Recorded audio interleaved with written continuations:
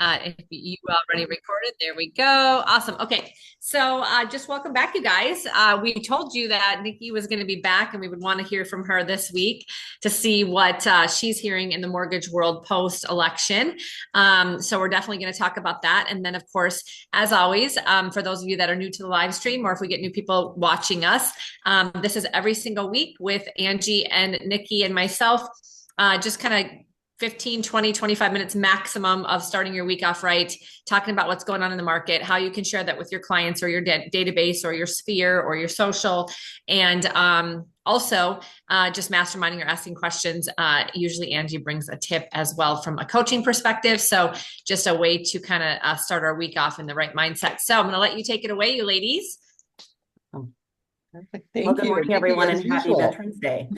So Veterans Day markets are actually closed today, but I do want to talk about post-election and what happened with mortgage interest rates.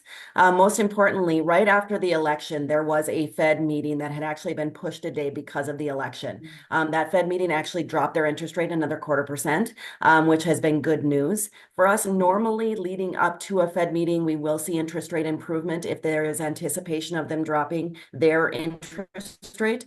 But this time we did not because the election kept things really volatile. So right after the election, we saw the improvement from the Fed, and then we saw an improvement in mortgage interest rates. By that, we saw probably 1/4 to 3/8%. So we are definitely sitting in the mid to high sixes right now, and we're hoping to see improvement continue as the post-election stuff settles and as people prepare for the administration change that is coming in, January-ish. With that being said, we are telling everyone, from a mortgage interest standpoint, if you can hold off for a little while as far as locking in your interest rates, we are recommending that for now until we see what's kind of happening and how the market is reacting. Obviously, so far it's been a positive reaction in the market and interest rates are coming down from a mortgage standpoint. Hard to tell whether a lot of that is election motivated or whether that is Fed interest rate drop motivated, because both things will play into what we're going to see over the next couple weeks. We can expect a lot of volatility, a lot of ups and downs, a lot of expectation and anticipation of the administration change and kind of just how those next 60 days are going to look. So I will definitely be keeping you updated, through TikToks and Reels and social media updates on what interest rates are doing as we kind of work through these next 60 days. We do expect, regardless of whether the administration had changed or not, we did expect the Fed to drop that interest rate, and we do expect them to continue dropping interest rate on their end through the spring of 2025. So believe it or not, it is right around the corner. So what we do today prepares us for the spring. And I know that's hard to believe because, there's people that are just putting up their Christmas trees right now. So it's a little bit hard to believe that it's right around the corner, but it absolutely is. And then in honor of Veterans Day, I just wanted to go over VA loans and talk about some of the benefits for our military members and, both past and present, and talk through what advantages the VA loan has over other mortgages when it comes to financing. So a VA loan is obviously for former or present military. They have to serve a certain amount of time or be a disabled veteran in order to be eligible for the VA loan.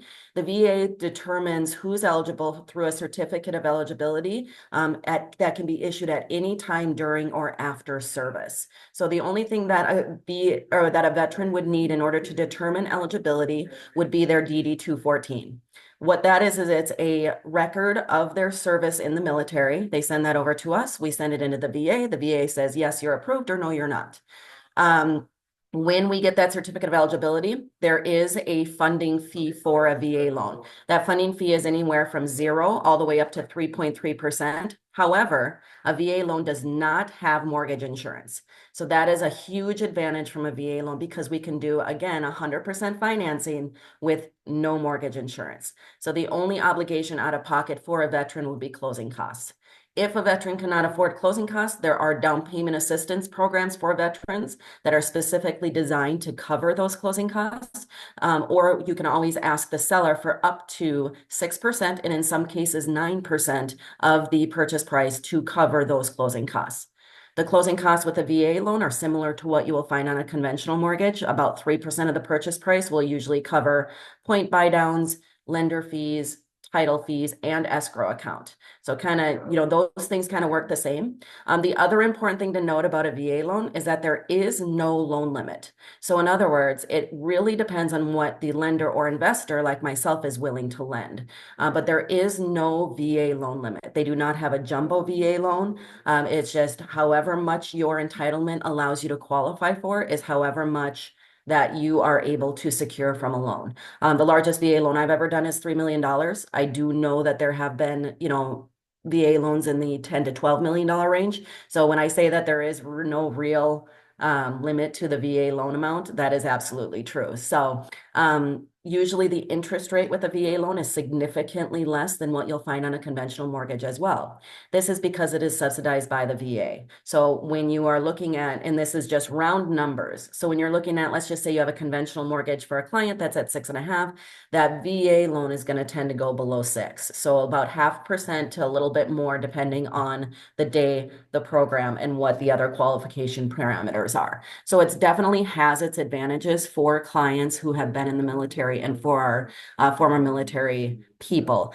Also interesting to note, there are survivor VA benefits. So in other words, from a mortgage standpoint. So if you are a spouse of a veteran who has passed away either in action or later on, you are still eligible to use that VA financing for your mortgage as long as you are considered the surviving spouse. So that's very important to note as well. Even if that VA entitlement has never been used, you as the surviving spouse are still able to use that entitlement, which is really nice.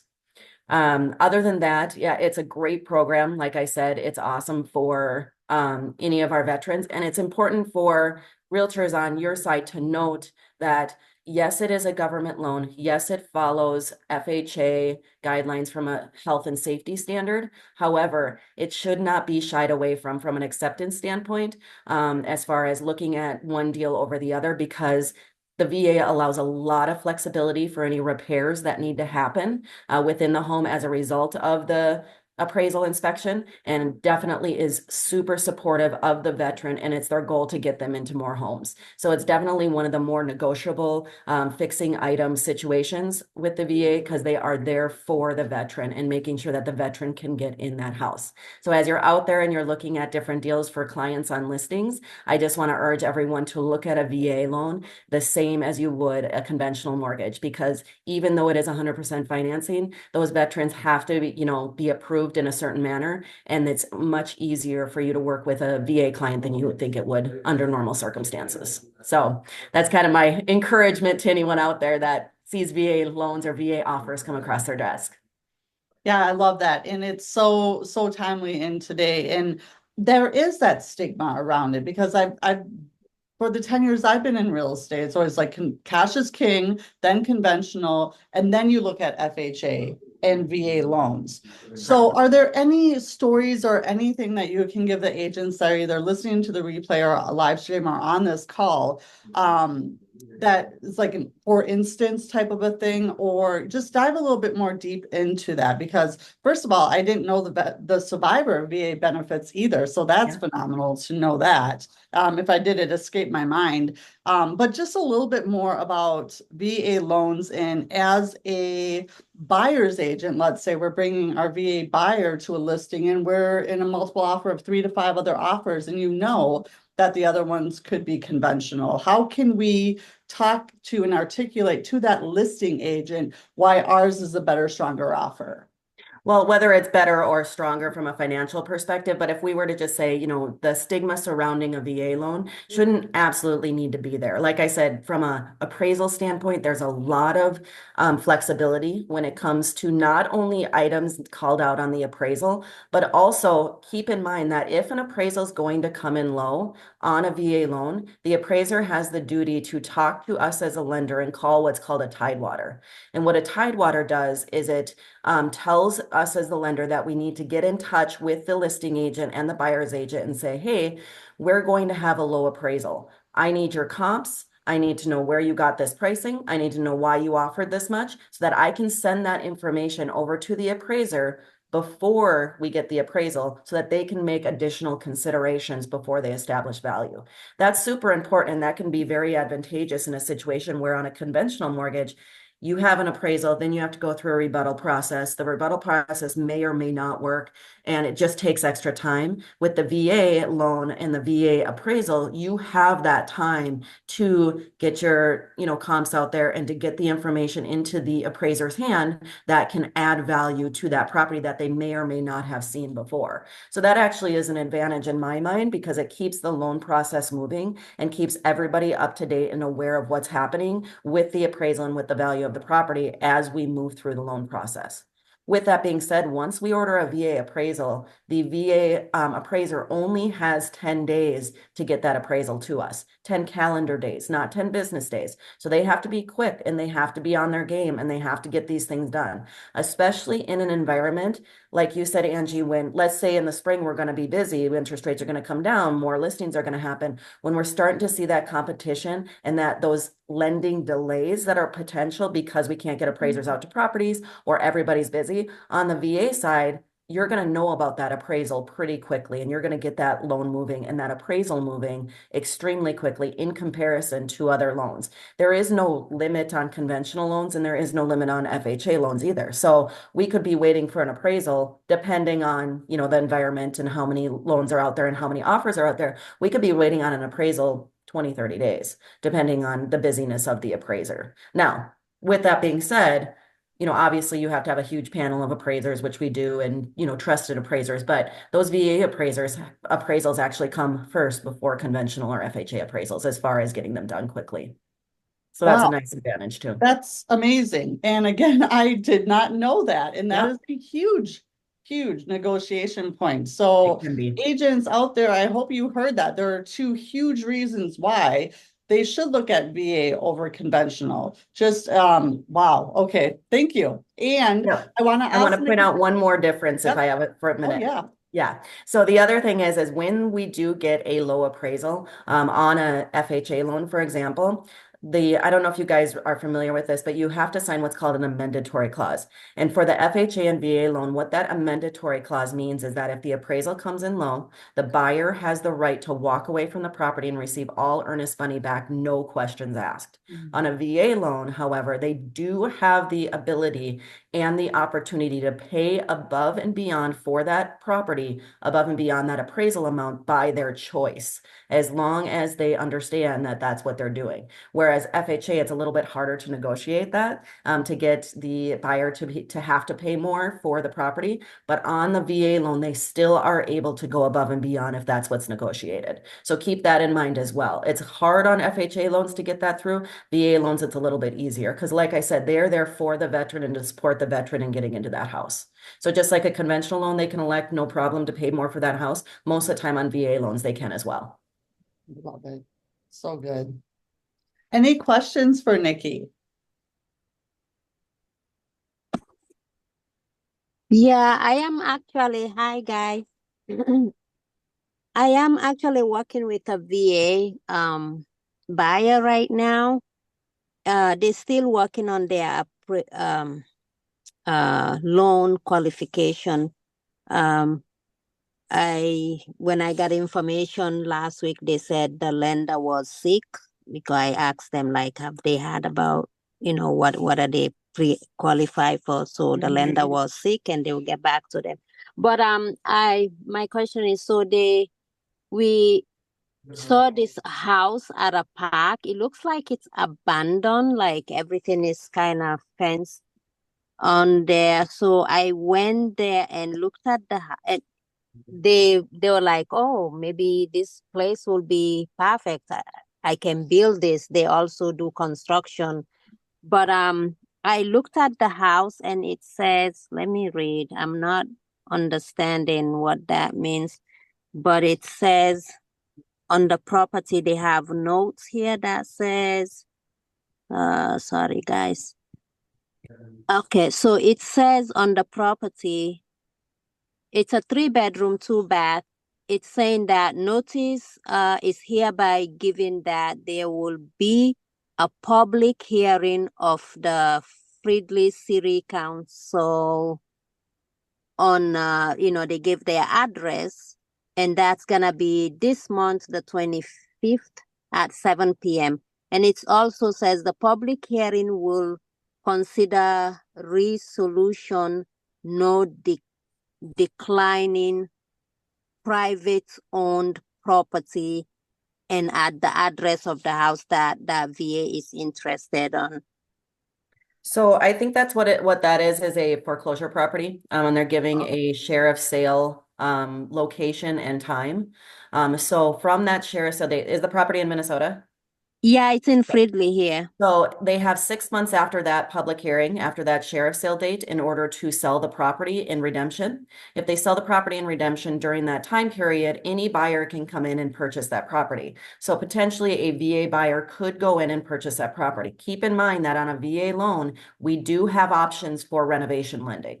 So if the property is in poor condition and it is in need of some health and safety standards or anything that might be cosmetic, and sometimes beyond that, we are able to do a VA renovation loan, which will give them financing to fix up the property post-closing as well. So those are just things that your veteran will want to consider when they're looking at this property as well. Yeah. Yep. Okay. So they have 6 months from the hearing date. The seller does, correct. The seller does, and then the buyer will have an opportunity to purchase. And then it'll go straight back to the bank, and then the bank will determine whose opportunity it is to purchase the property. Okay. All right. Thank you. Yeah, absolutely. Yep. And Aminata, if your buyer's lender's still sick and it doesn't sound like they have backup, I would definitely reach out to Nikki because she's on it. And if she's not on it, someone is, because they deserve to be able to move forward and know what they need to know. So always a second opportunity and option right here. Yep. Yeah, that's the same buyer, Nikki, that I said that they wanted impulsing when you were in out of state. So it's the same buyer we're talking about here. Got it. Yeah. Absolutely. I can still talk with them. But we can take that offline, and talk about when I'm going to be in town next. So perfect. Good. Any other questions for Nikki?